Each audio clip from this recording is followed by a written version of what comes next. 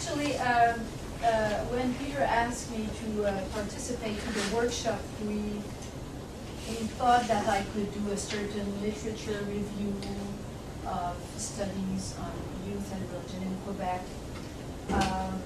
But I was in the workshop on the spirituality and youth, and the session spirituality and youth. And actually the concept of spirituality in Quebec has a very complex history. And I would like to present it partially. And I'll stop in the 90s.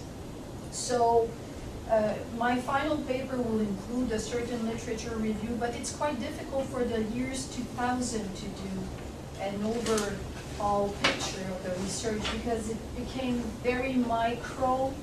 You know, like Géraldine and Josiane, they're doing research on immigrants, and there are all sorts of, Paul René this morning, there are Giovanni on Cubans, there are all sorts of micro research, and it's very difficult to have the overall picture of all these, and the authors will be obviously included in the book, so I guess I won't have to trace this picture of the overall research in Quebec. So, concluding collective book on youth, young adults, and religion in Quebec, and also edited by François Gauthier and Jean-Philippe Perrault in 2008, the Belgian sociologist Liliane Boyer reflects on the fact that the concept of religion, religiosity, spirituality in the texts themselves seem and sound uncertain and floating.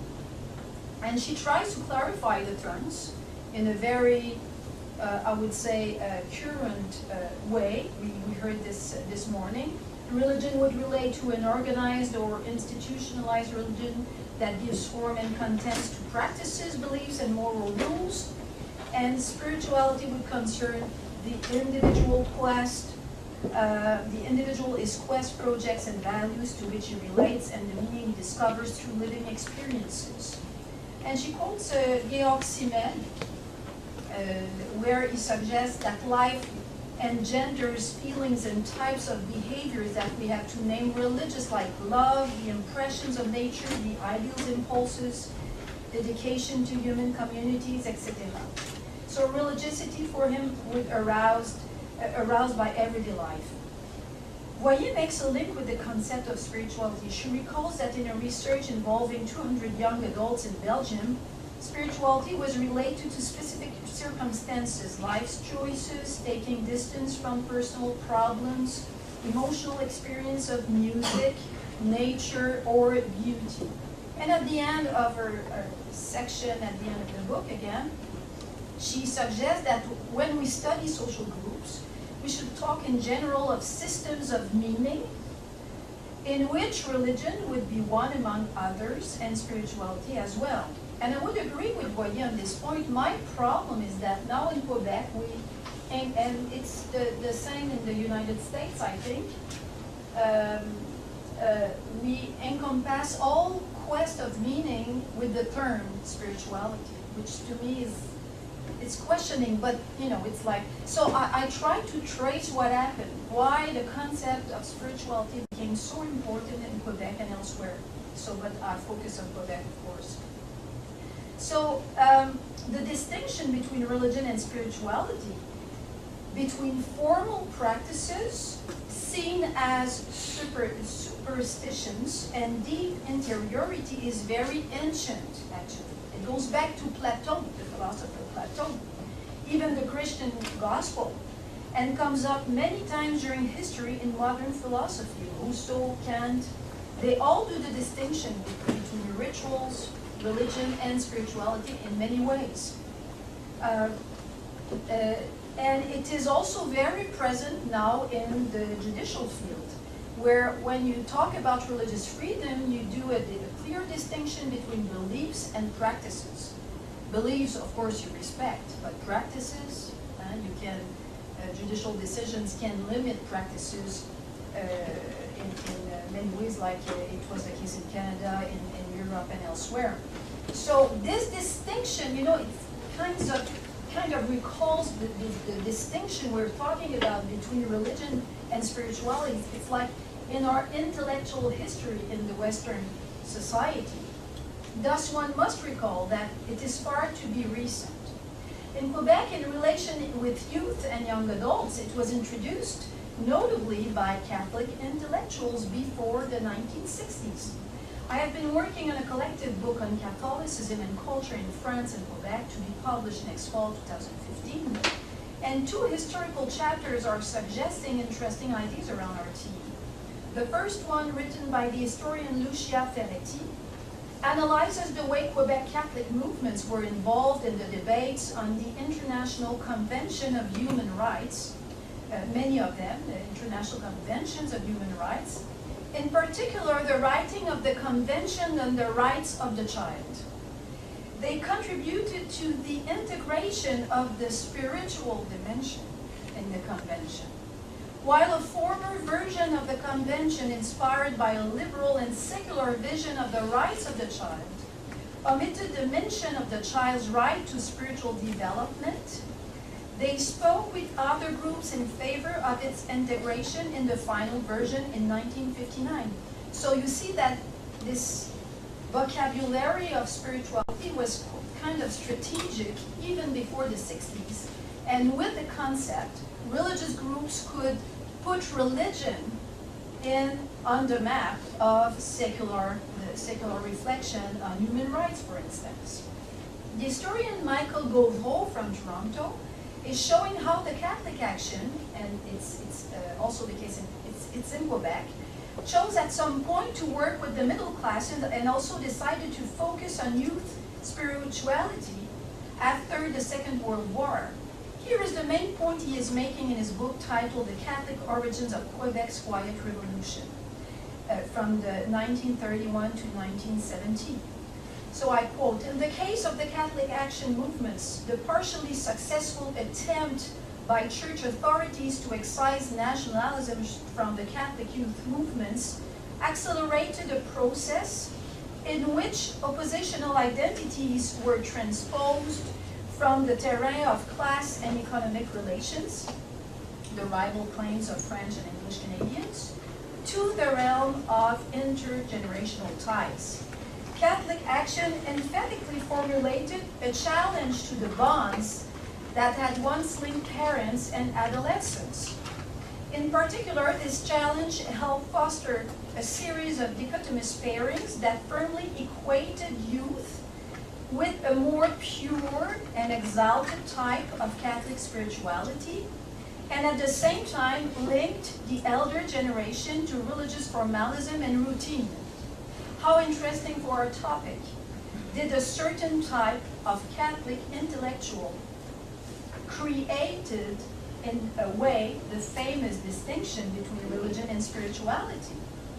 And this intergenerational gap of the 60s Peter was talking about this morning. It sounds like it in a way. In his recent chapter, Gauvreau, to be published in the collective book I was mentioning previously, benefiting of his current research on Claude Ryan, a Quebec politician, journalist, and Catholic intellectual, Gauvreau shows how the young Ryan combined North American and French Catholic sociologies to initiate a new approach to the middle classes and youth, based on a conviction that they needed cultural training to overcome the gap between high culture and mass culture.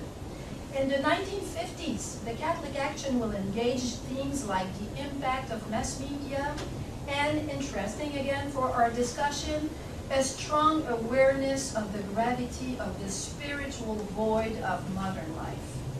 The movement will promote the personalist ethics with its insistence on social engagement and the common good instead of a preoccupation for one's personal salvation. So the Catholic action defines this as an adult and evangelical spirituality. It will even oppose this authentic evangelical and spiritual Christianity to a more sociological Christianity.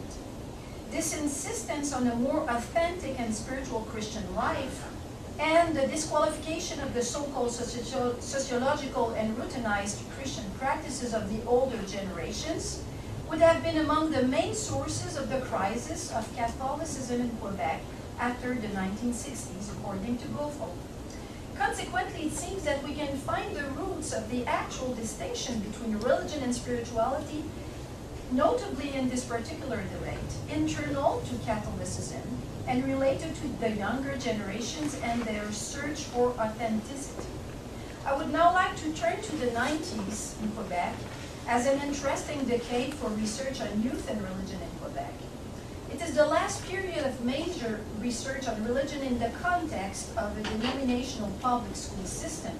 As you may know, the public school system in Quebec was secularized in the year 2000. So before, there was still research related to the Christian public school system. Two researches were conducted in two faculties of theology and religious study, and others by the president of the Catholic Committee, integrated to the Quebec Superior Council for Education. One consequence of these influential researches will be, to my view, the integration of the concept of spirituality in the Education Act in 2000.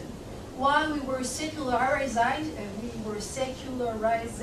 the schools, we were integrating the concept of spirituality in the Public Instruction Act.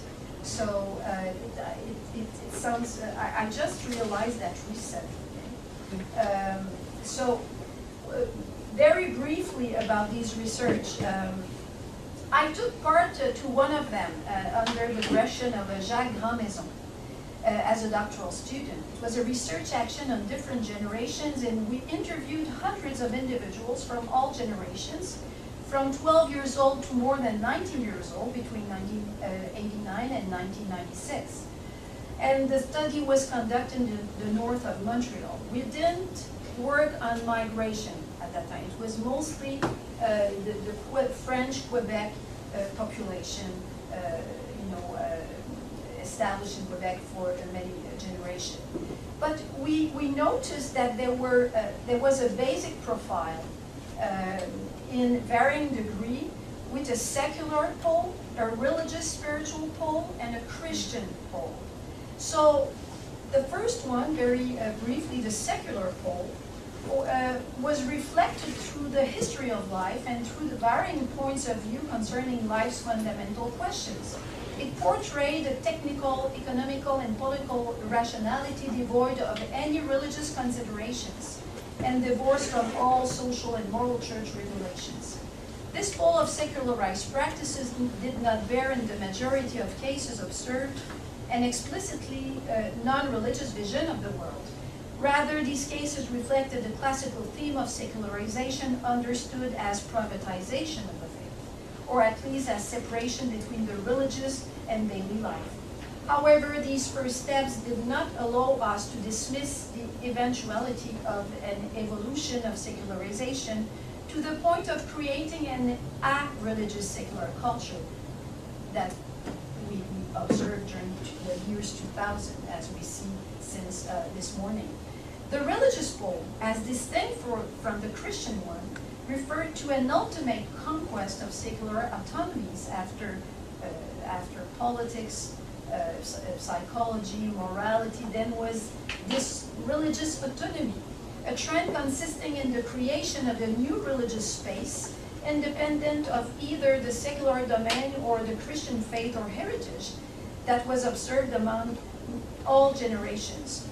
In some cases, it included an invariable Gnostic pole persisting beyond the vicissitude of secular history of the Christian tradition, and in other cases, this pole was extremely subjective. And this phrase was often read, "I have made up my own religion." Following a trend visible in most Western countries, numerous interviewees preferred to speak of spirituality than of religion. And the Christian pole was nearly always present in the cases analyzed, but it was becoming increasingly vague, to the point of suggesting the hypothesis of more or less endemic loss of Christian culture. And a very coherent Christian faith was observed among a minority of the interviewees. So in relation to generations, the research showed a clear change with the baby boomers born after 1940, except for the older generation.